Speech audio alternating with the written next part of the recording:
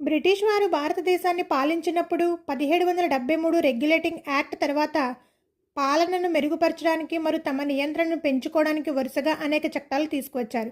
ఇప్పుడు వాటి గురించి తెలుసుకుందాం. Welcome to my channel A KSTK point. మొదటగా ఫిట్స్ ఇండియా చట్టం గురించి తెలుసుకుందాం.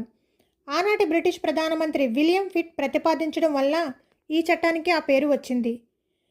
ఈ చట్టం కంపెనీ వ్యవహారాలు పాలనపై బ్రిటిష్ ప్రభుత్వానికి పూర్తి నియంత్రణ ఇచ్చింది. రెగ్యులేటింగ్ చట్టంలో కోర్ట్ ఆఫ్ డైరెక్టర్స్ తమ రెవెన్యూ, పౌర, రాజకీయ వ్యవహారాలలో మరియు సైనిక వ్యవహారాలలో ప్రభుత్వానికి బాధ్యత వహించేవారు. కానీ ఫిట్స్ ఇండియా చట్టం కంపెనీ విధులను వాణిజ్య మరియు రాజకీయ అనే రెండు విధులుగా వేరు చేసింది.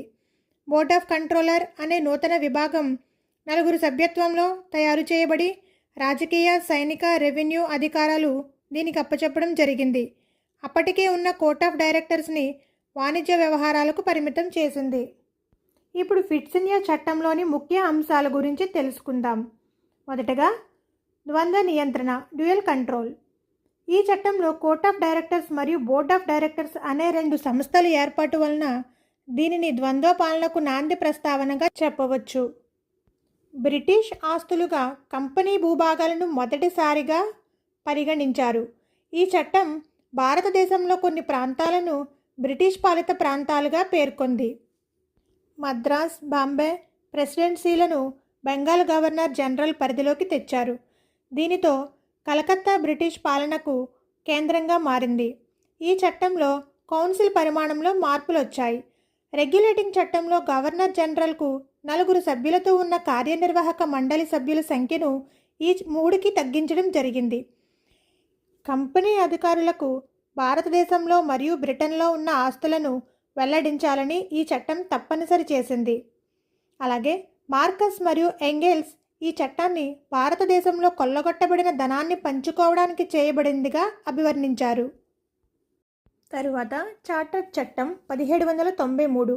ఈ చట్టం 1773 రెగ్యులేటింగ్ చట్టంలోని లోపాలను సవరించి ఫిట్స్ ఇండియా చట్టం 1784ను మరింత బలోపేతం చేయడానికి రూపొందించబడింది. ఈ చట్టంలోని ముఖ్య అంశాల గురించి చూద్దాం. ఈస్ట్ ఇండియా కంపెనీకి భారతదేశంలో వాణిజ్యం చేసుకోవడానికి మరో 20 సంవత్సరాలు అనగా 1813 వరకు అనుమతి ఇవ్వడం జరిగింది.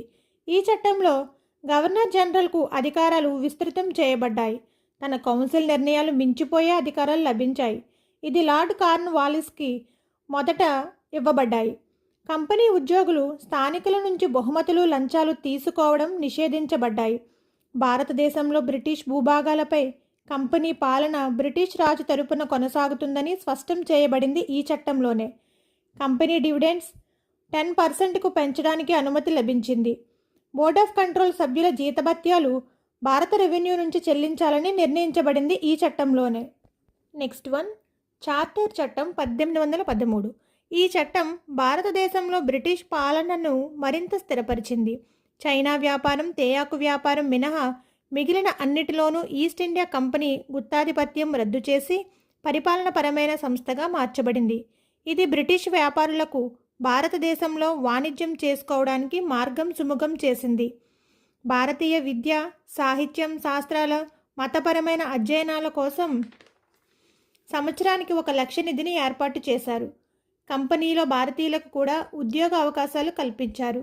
భారతదేశంలోకి క్రైస్తవ మిషనరీలు ప్రవేశించి మతప్రచారం చేయడానికి, విద్యను బోధించడానికి అధికారిక అనుమతి ఇవ్వడం జరిగింది. ఆధునిక విద్యా విధానానికి మరియు క్రైస్తవ మత ప్రచారానికి పునాదులు పడ్డాయి.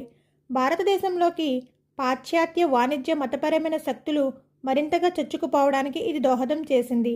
స్థానిక ప్రభుత్వాలకు ప్రజలపై పన్నులు విధించే అధికారాన్ని కల్పించారు.